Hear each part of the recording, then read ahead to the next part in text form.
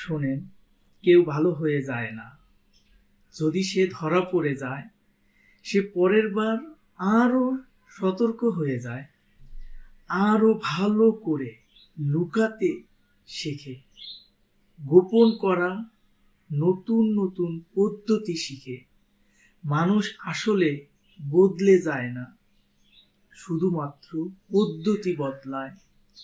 সে আরো সতর্ক থাকার কৌশল বদলায়। তাই আপনার জীবনটা আপনার নিজের, আপনার লাইফটা আপনার নিজের। কারো মায়ায় পড়ে, কারো লাইফে, কারো প্রতি অনুভূতির চাপে পড়ে আপনার জীবনটা নষ্ট করবেন না। কারণ আপনার জীবনের সাথে জড়িয়ে আছে আপনার পরিবার।